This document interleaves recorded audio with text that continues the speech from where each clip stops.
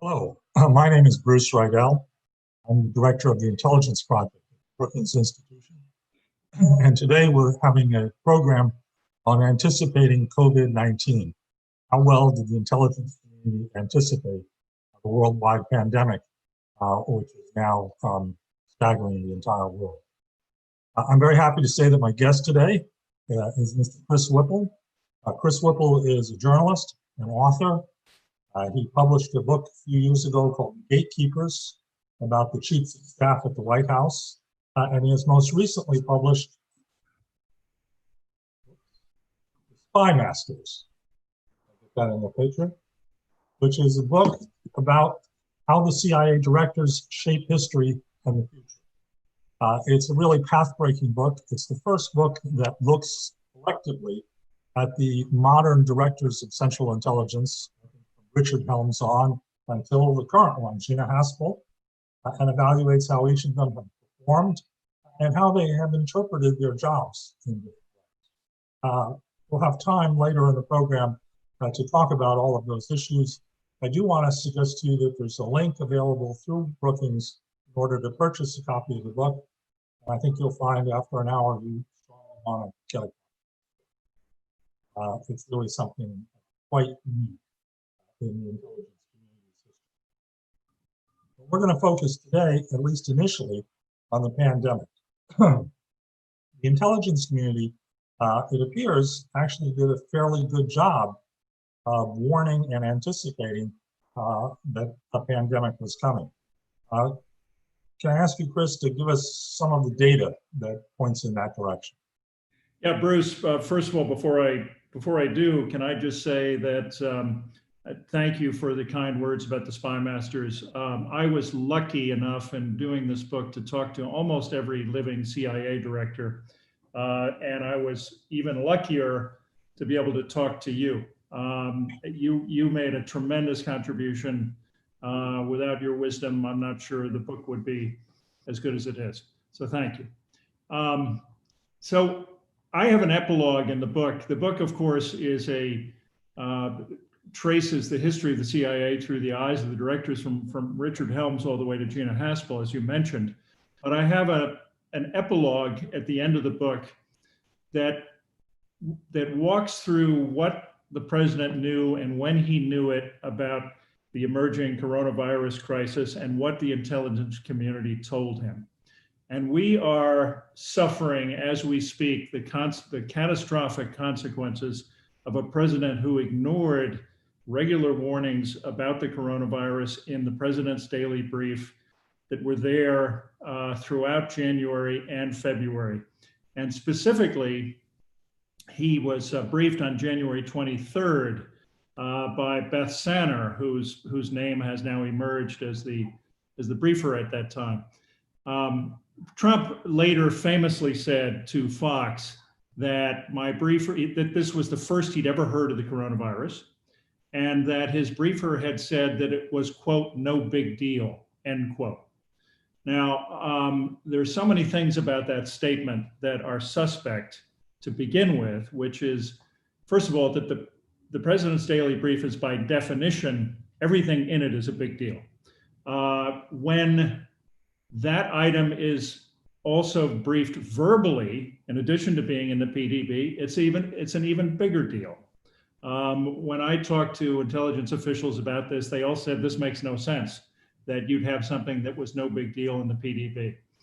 But on top of that, my sources tell me, and frankly, it's disappointing that this has been reported in many places since Trump made that statement without challenge. Nobody's really, a number of accounts have really kind of gone along with Trump's version here. My sources tell me that's not at all the case, that the warning was clear cut, and it was that this should be taken very seriously indeed. And I think, Bruce, you probably have sources who have told you the same thing or something similar. Very much so. I have several people who have said Beth Sanders never said anything like that. She is, of course, in the very disadvantageous position that she is talking about classified information. and she's not allowed to talk about classified information. But you're absolutely right. The PDB rarely errs in the direction of saying, don't worry about something. The institution, as an institution, prefers to err on the degree of the sky is about to fall. No, the whole planet is imploding, rather than saying, don't worry about it. But what's clear here is that the president had very clear warning, and you're right, he chose to ignore it. What's unclear is, did anyone else get warned? It appears that some members of the Congress got some kind of warning. Some of them acted on it somewhat deleterious ways. But the people who weren't warned were you and me and the American people as a whole. That's very disturbing. Wouldn't that warning have been the norm for most directors of Central Intelligence, directors of national intelligence to provide?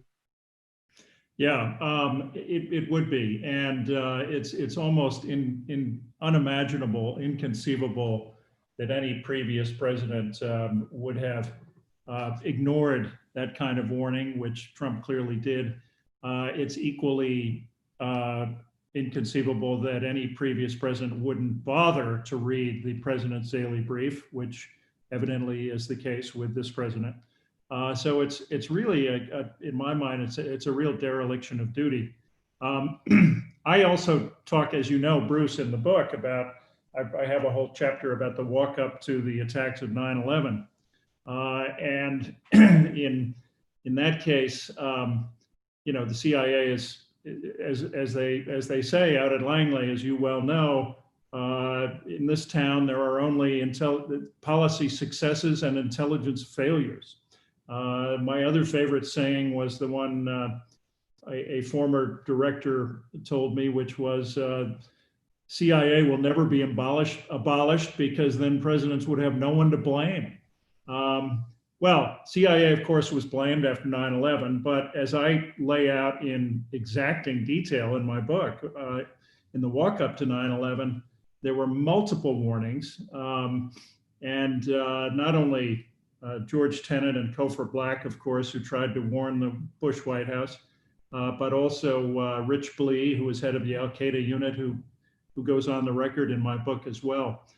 Having said all that, to me, 9/11 was a case famously of quote unquote red lights flashing. COVID-19 was a case of sirens sounding, horns blaring, and a parade down Main Street by comparison. And not just multiple warnings in the PDB and from the intelligence community, but also warnings from the CDC, warnings from the head of HHS. At one point, Azar called Trump at Mar-a-Lago and tried to tell him how serious the coronavirus was as a threat. And he was treated to a diatribe about e-cigarettes from the president. The president didn't want to hear about it. I wrote a piece in the Washington Post recently that said essentially that Trump is unbriefable. You can't brief him because he doesn't want to hear it. And he brings a level of contempt for the intelligence community into this job that nobody, not even Richard Nixon, brought in the past. Yes, I think your book and others have made that very clear. Using 9/11 as an analogy, George Tenet not only literally driving all across Washington every day, warning congressmen, warning the White House, warning the State Department, warning everybody. He also took advantage of the opportunity to testify on the Hill. I don't recall how much detail he went into, but every January it is the responsibility of the intelligence community to prepare what's called the worldwide threat briefing. And in this briefing, the DCI, other senior intelligence officials, go up in front of numerous committees and actually tell the same story over and over again of what they think are the top threats to American interests around the globe and to the interests of our allies. And I can tell you from my own experience, the CIA, National Intelligence Council, put an enormous amount of effort into this. This is one of the most important projects of the whole year. As far as I know, and you reported in the book, in 2020, there was no worldwide threat. Yeah, that's absolutely true. And my feeling about it, and you can read about it in the book, obviously, is that it is absolutely critical. Those briefings are critical in a democratic society, and especially ever since we have had congressional oversight, which came about, of course, in the mid-'70s as a result of all the scandals. It's essential that the CIA director be the honest broker of intelligence, not just to the president, but to Congress and the American people. And the WWTA, as you said, is an annual event. It's not required by law, but it has always happened without fail until 2020. I asked Bob Gates, who's been around the block, if in all of his decades of experience in national security, he'd ever heard of the WWTA being not happening. And he said, never before. It's not a coincidence that it didn't happen in 2020. But Bruce, if you'll permit me, I just want to read a little excerpt from my epilogue about something that was in the 2019 Worldwide Threat Assessment that almost nobody noticed at the time. It said, quote, "We assess," and this is 2019, January 2019, before anybody heard of COVID-19, quote, "We assess that the United States and the world will remain vulnerable to the next flu pandemic or large-scale outbreak of a contagious disease that could lead to massive rates of death and disability, severely affect the world economy, strain international resources. Preparations may be inadequate to address the challenge of what we anticipate will be more frequent outbreaks of infectious diseases." That was in the 2019 WWTA. Can you imagine what would have been in the 2020 WWTA when the intelligence community knew that something was coming out of the Wuhan province of China and it was headed straight at us? And everybody knew that this couldn't be another 1918.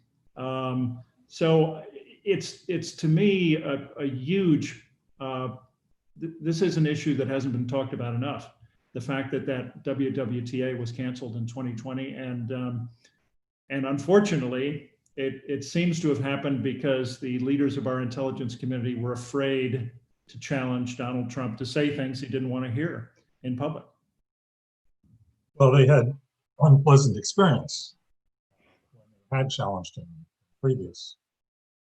That was the beginning of the end for Dan Coates. When Dan Coates in 2019 went before the cameras and said, to his credit, told the truth about global warming and Iran being in compliance with the nuclear accord, and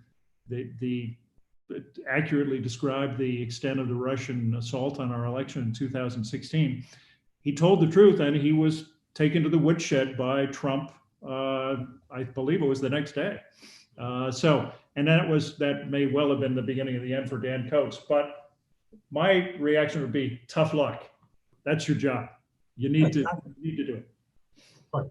And he did, to his credit. That's why you get the Director of Central Intelligence. Exactly. As in the marble, when you enter the original headquarters building, the truth shall set you free, which is a pretty high standard for what people are supposed to be doing there. I guess one of my questions about the worldwide threat briefing and other failures to communicate to the public is, to what extent was this the intelligence directors silencing themselves? Or do we have any indication that the White House told them, the want you to stay shut up on this. I'm not sure that I could prove it one way or the other, but at the end of the day, I'm not sure it matters much. I'm not sure that, whether it's the intelligence community leaders censoring themselves or whether it's the White House saying we're canceling this briefing, the result is the same. The result is the politicization of intelligence, the suppression of information that the American people need to know, especially in a time of crisis. And either way, it's unacceptable. In your study of directors going back to Richard Helms, is there really anything comparable to this level of politicization of intelligence? I mean, the obvious one that people will talk about, and Donald Trump loves to remind the intelligence community all the time, is the weapons of mass destruction on Iraq. But even in that case, the intelligence community was out there with its views. They weren't prevented from telling people their views.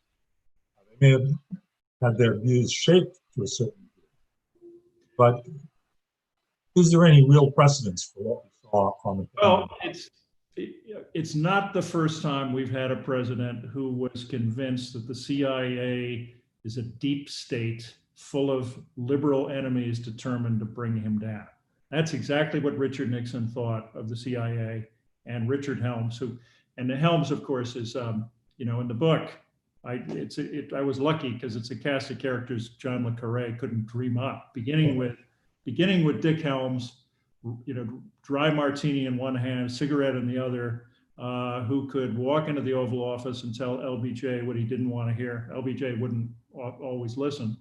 But the obvious comparison here would be between Trump and Nixon. Nixon blamed the CIA for his loss to Kennedy in 1960. He was convinced that the so-called missile gap that John Kennedy ran on in 1960, and he, in effect, he accused Eisenhower and Nixon of allowing the Soviets to get ahead in missiles. It wasn't true, but Nixon was convinced that the CIA had hatched this and fed it to Kennedy, and that Kennedy had used it to win the election. So Nixon came in with similar sort of contempt for the organization, but Donald Trump's campaign to politicize the intelligence community would make Richard Nixon blush.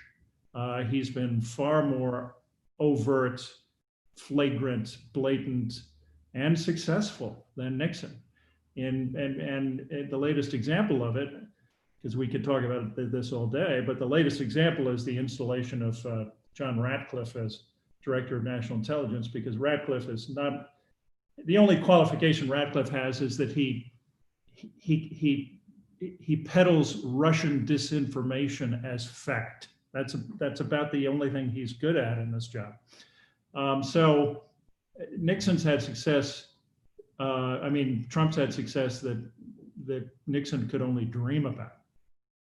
To fast forward to 9/11, I was kind of fascinated that the New York Times, I was lucky enough to be on the cover of the New York Times book review last weekend, and the review said that I had offered a damning portrait of George Tenet. And I thought, really? I thought I had been rather kind of nuanced and fair to George Tenet, because the conventional wisdom is that Tenet and the CIA kowtowed to Dick Cheney and Rumsfeld and the rest of them, and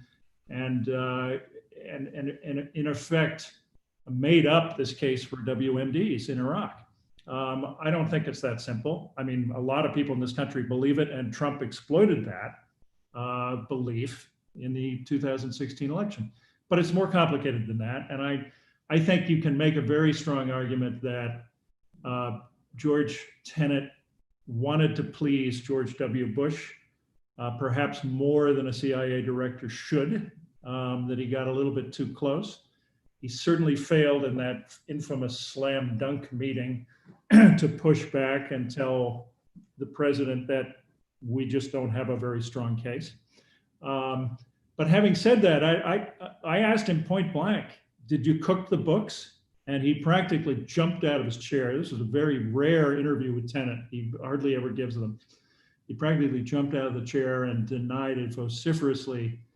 And I think it's hard to make, every study that's looked at this has said that there isn't any hard evidence that the books were cooked by the CIA. They just got it wrong, which is different. Well, I agree with you. I think George does get a very bad rap for that. The famous slam dunk meeting actually is quite revealing. John McLaughlin, the deputy, a career intelligence analyst or manager of analysis, begins the meeting by laying out the case. And says, here's what we've got. And the president then says, that's it? That's all you've got? That's actually the most important statement in the meeting. George's subsequent interjection, it's a slam dunk, was an unfortunate statement by George. And they revealed that the day before he got fired, so he knew right away he was being set up. He doesn't deny, of course, he doesn't deny saying it, and he admits it's probably the dumbest thing I ever said. That's what he said. It was a dumb thing to say, but it doesn't change the tenor of the meeting, which was that the president and his entire national security team was told the evidence of WMD in Iraq is very limited. And if you read the famous NIE, which has now been unclassified, what is striking about that is that on every critical issue, the agency of the government that should know the most about biological weapons or chemical weapons or missiles or nuclear weapons was in strong dissent. For example, on nuclear weapons, the labs, Los Alamos, said there is absolutely no way you can make a nuclear weapon with these tubes. So any careful reader of that document would have come away with the sense that there's a very, very poor case here. Of course, the other reason is what the Bush administration really wanted the intelligence community to say was that Iraq was behind al-Qaeda and responsible for 9/11. And there, I think George rightly can take a great degree of precision in saying, we said no, but that just wasn't true. As you know, Bruce, having read the book, that's exactly what Tenet said to me when I said, did you cook the books? And he almost jumped out of the chair. The next thing he said was, if we wanted to cook the books, all we had to do was make a connection between Iraq and the al-Qaeda hijackers. We never did that. That would have been game, set, match, point over. We never did that. Now, so Tenet deserves credit for that. But Bruce, how do you explain Tenet having signed off on what was so obviously a terribly flawed estimate of WMDs? Well, I think, as I recall, the argument that was made at the time was we can't fight the administration on every single issue. So we're going to pick the priority. The priority is we're not going to make the connection between al-Qaeda and Iraq.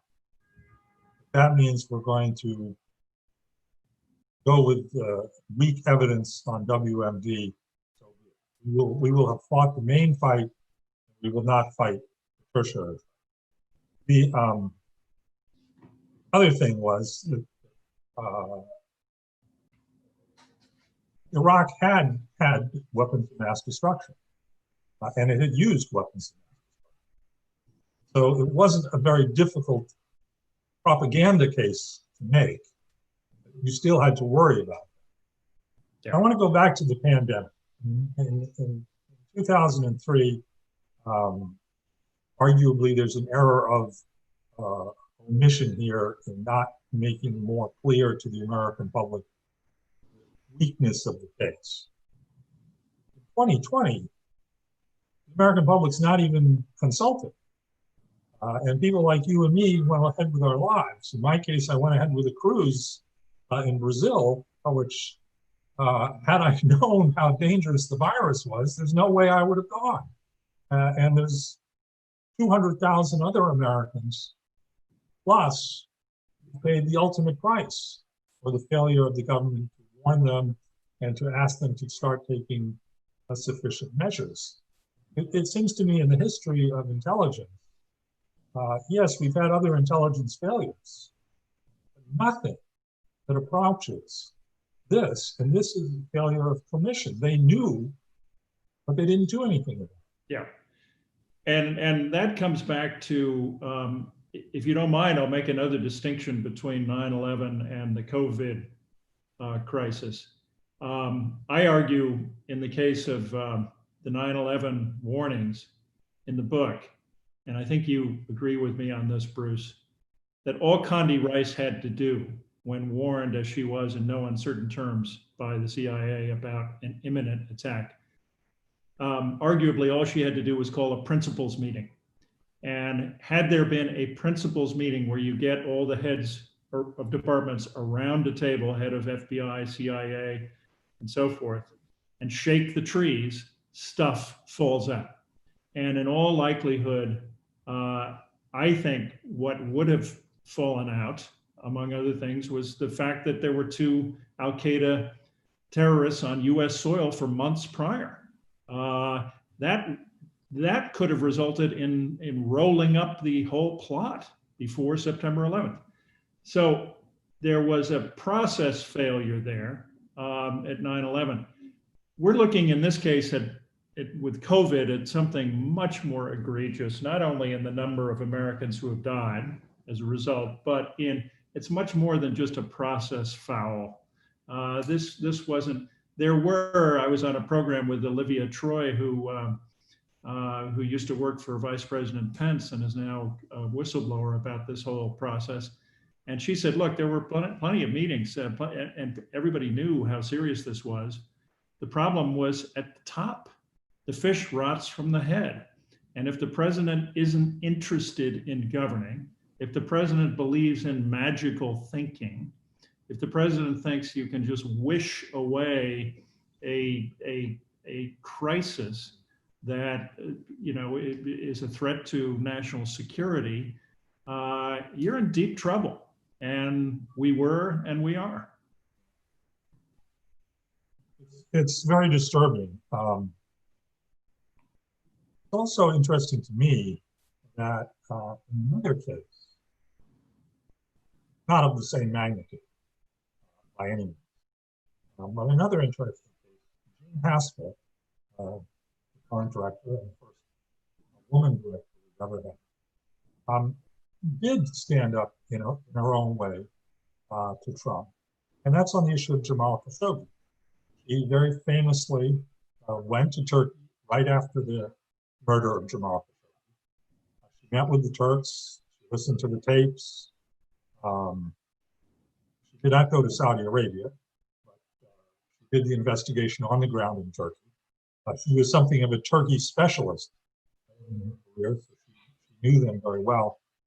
And then she came back and she testified on the Hill that the Saudis were responsible for the murder of bin Salman. Now, she didn't testify in public, and she's never said in public. Gina Haspel never speaks to the public. Yeah, that's right. She is the most silent DCI I've ever seen. But she's never denied that was the testimony. And many, many figures from both parties, Republican and Democrat, have said that's what the CIA says. And if you read about Jamal Khashoggi, every article at one point or another says the CIA told the president that Jamal Khashoggi was killed by the Saudis. Very few CIA judgments get this much attention as this one does. In a way, she stood up to the president there. It's very regretting that on a much more important issue, she did not, and has not really stood up to him to this day. It's October 2020. American people have a right to know who knew, when did they know it, and what did they do about it. And unfortunately, we're not getting that kind of information from the intelligence community leadership. I agree with you. And this is something that I write about, as you know, throughout the book. And it goes all the way back to Dick Helms and prior to Helms. I'm sure it was true with Dulles and others. Helms famously said, "It's not enough to ring the bell. You've got to make sure the president hears it." And that's one of the toughest things, if not the toughest thing for every CIA director, because it's an almost impossible balancing act. On the one hand, you've got to tell the president hard truths, but you've also got to have his ear. That's difficult in the best of times. It's almost mission impossible with this president. So I would never want to underestimate or minimize the challenge that Gina Haspel faces with this president. And there were high hopes for her. I think in the beginning, among a lot of people, and John McLaughlin told me, he thought, George Tenet's deputy, told me that, boy, if anybody can get through to this guy, I think she's got a shot, blah, blah, blah. It's been disappointing. In fairness to her, we don't know what she says behind closed doors with Trump for sure. We don't know how much she's pushed back. And we probably never will know, because Gina Haspel is the least likely director ever to write a memoir, I would guess. Although Dick Helms said he would never write one either, and he wound up doing it eventually. So in fairness, we don't know that, but what we do know is troubling, as you say. She deserves credit for Khashoggi. I would totally agree with that. But in other cases, again, the failure to testify in public, she's been AWOL on a number of occasions when she should have been speaking to the public. She clearly feels that she needs to keep her head down and not get it shot off. But I feel that the CIA director, as I said before, has to be that honest broker of intelligence to not just to the president, but to the public and to the Congress. And just to give you one example, I spoke to one former acting director of CIA who said that if the president had said what he said about Beth Sanner, the briefer, and thrown her under the bus, that he, if he'd been in charge, would have immediately either come to her defense or at the very least picked up the phone, called the National Security Advisor and said, if that happens again, I'm out of here. And I'm out of here making all kinds of trouble for you. And B, call in every national security reporter and background brief the hell out of it, supporting your briefer. None of that happened. And I think this may well be a case of she's a covert operative. It's in her DNA. She's spent her whole career trying to be invisible. This doesn't come naturally to her. It came much more naturally to the Leon Panettas of this world, who knew how to deal with Congress and the White House and the public. And she's been disappointing in that respect. And one other quick thing, which is the CIA director also has to be as you well know, Bruce, traditionally, as always, the best ones have been honest brokers who do not put their thumb on the scale of policy or recommending lethal action of one kind or another. You present options. And by all accounts, she was really gung-ho on the lethal targeting of General Soleimani, of the Iranian general. You can argue the merits of that. You can argue that either way, of whether Soleimani should have been taken out. But by all accounts, she was very gung-ho about that, reportedly. And that's really not the role, in my view, of the honest broker of intelligence. It's troubling. It's troubling because for understandable reasons. The counterterrorism community, which I see is huge, big part, not all, but huge part, has gotten extremely good at what they call decapitation, which is taking out terrorists. And obviously, in some cases, the world applauds them. Leon Panetta's leadership in bringing Osama bin Laden to justice is one of the CIA's highest moments, best performances. But when you start thinking about taking out government officials, who undoubtedly are engaged in terrorism, you start to cross another line, because you're then risking state conflict. And I don't think we've seen the end yet of the Omar Soleimani business.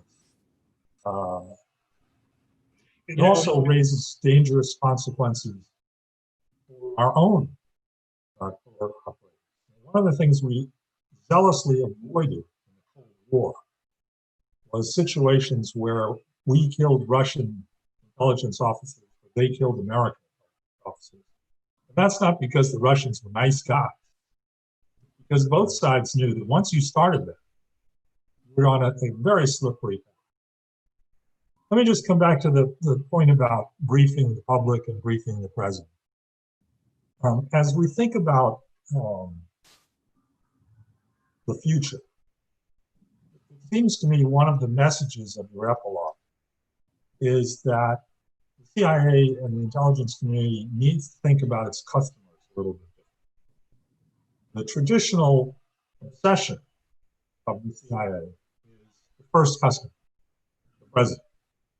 Getting in there in the morning and briefing him, maybe someday or her, is the overwhelming purpose for the entire institution. The PDB is the most important, and everything else is not B or C, it's R or S in order of priorities.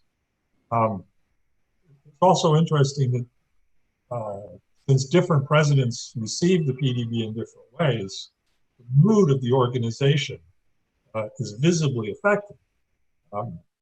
Bill Clinton was not a morning person, to put it mildly. He never got an oral briefing, or rarely got an oral briefing, because he just wasn't up. But he read the book very, very closely and marked it up. But the agency's morale was terrible because they didn't have access to it. W may not have listened to what was in the book, may have ignored the warnings, but he loved having the meetings. And the agency's morale went through the roof. I can only imagine with Trump, he doesn't take oral briefings and doesn't read. Morale's got to be hurt very bad. And in addition, the whole business of extricating the agency, coming out there on his first day on the job and trashing the wall of heroes and all of that. But my point is, as we think about the future, presidents and I think the Congress needs to say to the intelligence community, yes, of course the president is the first customer. The Congress, and through the Congress, the American public needs to be a customer as well. You have an obligation to make your views known to the American public. One simple way to do that would, of course, be to legislate the worldwide threat briefing. Say this is not a discretionary, not an optional exercise. Yeah. Right. Make it a legal responsibility, and you could do it on a semi-annual basis. So they appear twice a year. Now, those hearings can be kept classified, but even a classified briefing usually has a public consequence afterwards. And it seems to me that ought to be a change. I were to recommend to Joe Biden one thing to do, I think I would recommend something like that. I really completely agree with you. And I think that the other thing that, frankly, I think never got enough discussion, and I was talking about it a moment ago, for lack of a better phrase, I don't think anybody is clear about what the rules of engagement are for targeted killings of figures like General Soleimani either. So I wonder if that isn't something that needs to be looked at. But I agree. I mean, those two things, and it may be as simple as making the WWTA a required thing. You may be right. But while we're talking about taking out terrorists, one of the most revealing parts of the book is insights into the killing of Ahmad Mughniyeh. Now, in the post 9/11 world, are we allowed to say his name out loud, Bruce? I think so. I think it's safe. You know, in a world dominated by Soleimani and Osama bin Laden, many younger Americans never heard of Ahmad Mughniyeh.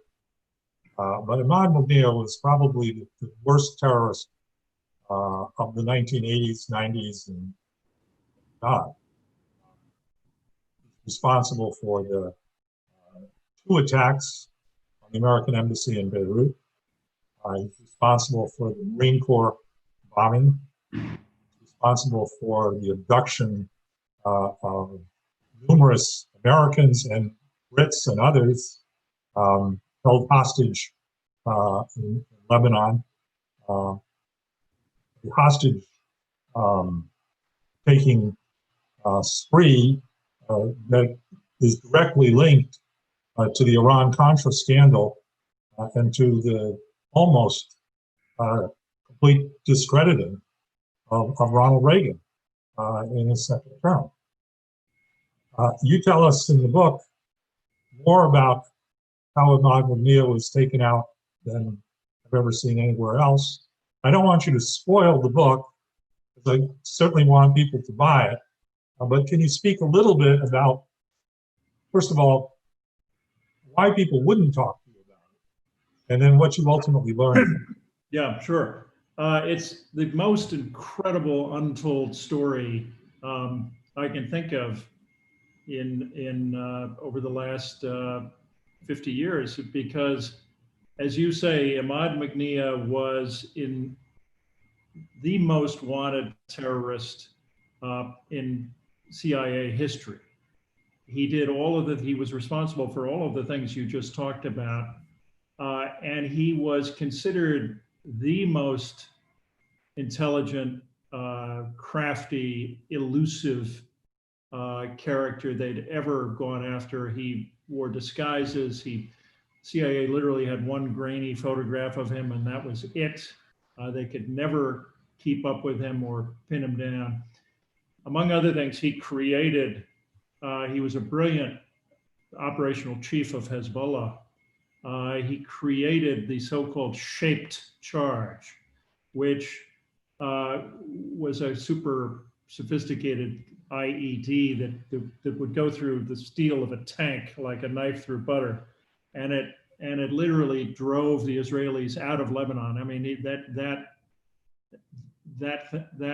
weapon alone. So he was this extraordinarily dangerous character, and the CIA and Mossad chased him for decades. I tell the story, which I won't go into detail about, but which has never been told, about the time that the CIA very nearly got him on Bill Clinton's watch and George Tenet's watch as CIA director. They tried to kidnap him in Beirut and take him to a ship offshore and failed. A decade went by before they finally found him again. it became a joint CIA Mossad operation that finally resulted in his death in Damascus in 2008. And it's an unbelievable, hair-raising story, as you know, Bruce, the way they got him. Nobody will talk about Ahmad Mughniyeh. No one in any position of responsibility at CIA or in the US government or former CIA directors will say anything about him to this day. They won't talk. I believe, the best I can, I asked every CIA director, and they all said, no, we can't address it. Yesterday, I was speaking to the Kennedy School, the intelligence project at the Kennedy School, and I had a bunch of Middle Eastern active intelligence operatives, none of whom would comment either. So it's extraordinary. And I think it's because a deal was struck. And I think that George W. Bush promised the Israelis in 2008 that the US would never acknowledge its role in the mission. And you can read all about it in the book. But the last thing I'll say about it is that I harassed poor John Brennan. And I wouldn't take no for an answer, kept asking him what he could tell me about Ahmad Mughniyeh. And Brennan finally paused and said, he died quickly. Period. End of subject. That's very John Brennan. Speaking of which, John is about to publish his own memoirs. Time to come out just after the election. John was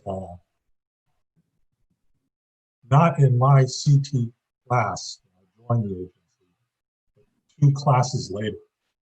So I've known him from the late 1970s. He has become one of the most vocal directors, particularly since he left. He's all but said that in his judgment, Donald Trump is an agent of Russian intelligence. Whether he's a witting agent or an unwitting agent is the question, but he's an agent of Russian intelligence. I'm very sympathetic to his argument. Certainly Donald Trump's behavior around Russia is extraordinary. There's much more that we someday, I think, will know than we know now. But for a former director to come out with statements like that, very unusual. And George has taken some criticism. John has taken some criticism and heat, including a recent review of his forthcoming memoirs by David Ignatius for this. It all gets back to the question we've been kind of coming at for the last 45 minutes. What is the director's responsibility vis-a-vis the public, vis-a-vis explaining what's going on? And what's their responsibility after they leave the job to speak out? In those cases where we have directors who've written memoirs like Leon Panetta, they're very revealing. They don't really tell you anything, no real secrets. There's a lot of good atmospherics, but rarely do you get a humdinger, wow, I didn't know that. What's your view on Brennan in particular, his speaking out, on directors in general? Yeah. You've talked to every living director now. So you've heard from the word's mouth how they see their performance. Let me begin by saying I'm glad you brought up Panetta, because I had a big advantage writing this book over all of the CIA directors and anybody who's ever worked there, which is no review board. Nobody reviewed anything I wrote. And if CIA directors told me more than they probably should have at times, and some of them did. Nobody was in the room to say, excuse me, Mr. Panetta, you really can't say that. So I was really lucky in that respect. And you're right that Panetta doesn't reveal secrets in his memoir, but he sure told me an amazing story about standing in Arlington Cemetery at one point, and he was at the funeral for a young woman who had died in a suicide bombing in Afghanistan. And at that moment, as he was standing at her graveside, he got word from Operations Center that there was an Al-Qaeda terrorist plotting attacks against the US in the crosshairs of a CIA drone at that moment. And he was also told that there were innocent civilians, quote, in the shot, end quote, as he put it.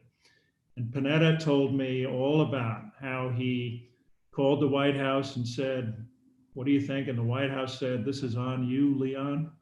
And he said, thanks a lot. Fingering his rosary beads and saying his Hail Marys as a devout Catholic, made the decision to green light the lethal drone strike, which did in fact wind up killing some civilians. And we got him, as Leon said to me. He said, but you know what? Ultimately, all you can do is hope that God agrees with you.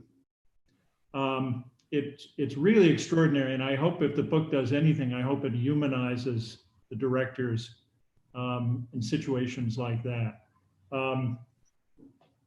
To answer your question about Brennan, it's absolutely true that there's a lot among a lot of retired directors and other CIA officials.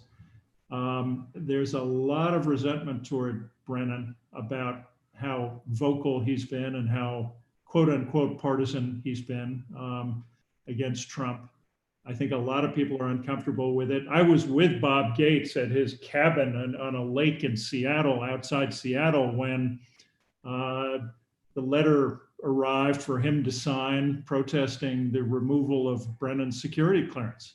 And Gates told me, I'm gonna sign it, but I sure don't agree with a lot of the stuff that Brennan's saying and doing. So there's people are uncomfortable about Brennan. The irony here is that Brennan, as partisan as he is, by all accounts, when he was CIA director with Obama, he was scrupulously nonpartisan and the honest broker of intelligence. By all accounts, everybody I talked to who'd been in the Situation Room with him said Brennan would come in and just let Obama have it, whatever it was. He wasn't afraid to tell Obama stuff he didn't want to hear. So I would respectfully suggest to a lot of the former CIA directors that while this tradition of being above the fray and nonpartisan as a former director is something that in ordinary circumstances and normal times absolutely is valuable and traditional, that these are exceptional circumstances. We have not had a president before who stood on a stage in Helsinki with Vladimir Putin and basically took his word over our own intelligence community. And I think it should tell people something when not only John Brennan, but General Mike Hayden and James Clapper and a lot of other people have decided that these are times that are not normal with a president who is not normal, and we are compelled to speak up. I think you're absolutely right. Absolutely right. These are extraordinary times. Not a normal president. He doesn't abide by the normal responsibilities of the job. And he has a very suspicious relationship with a foreign adversary. I would hope that post-Trump era, we get a thorough investigation carried out into this. Someone say, you know, let it go. It sounds a lot like examining Hillary's emails after 2016. But this isn't a question of being sloppy with your email. This is much more important and critical question. You don't have the. Yeah, let me just add to that, Bruce, that Bob Woodward reports that Dan Coates, the former Senator Dan Coates, former DNI, became convinced that the Russians had something on Trump. He couldn't think of any other possibility.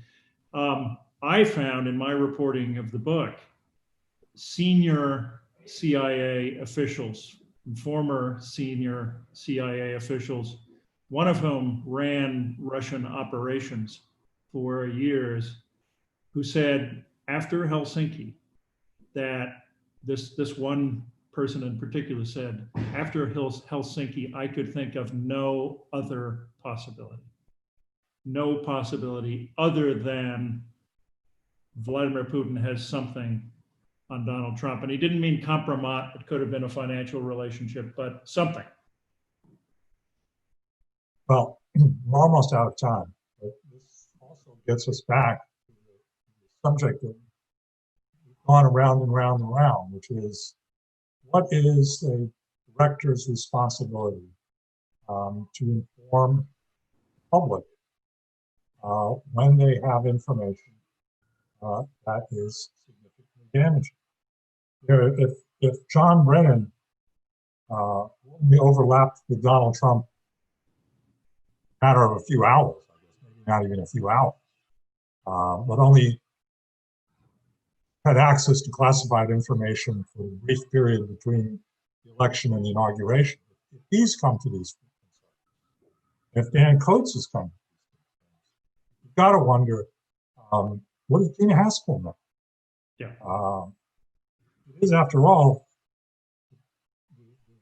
the former Soviet Russian intelligence services have to be in the top 5 targets of the CIA. Try to learn things about, and it's worrisome that we haven't had any peek in that. And I guess that the Republicans have done a pretty good job on the Hill, making it almost impossible for Democrats to ask those kinds of questions. Normal oversight you get from the HIPC and the Senate Select Intelligence Committee has been not working very effectively in the last 4 years.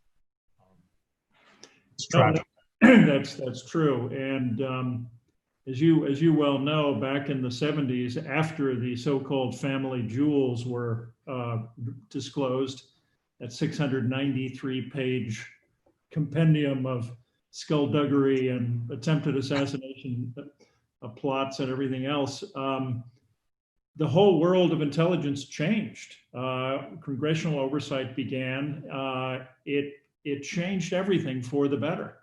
And after this period of time, when we've been governed, I use that word loosely, by a president whose loyalties are questionable at best, you would think that it would be time for some reform. It would be time for some checks and balances. I mean, it's true that the oversight has been effective, but lately not so much, as you said. Well, the oversight that came out of the 1970s has not only been good for the country, I would argue it's good for the agency. Agencies should be able to say, after any covert operation, no, we told you we were going to do this. We came up here. We said, this is what we're going to do. And none of you said, no, don't do it. Or, 5 out of 7 of you said, do it. That's good in the long run. I think our time has reached its period.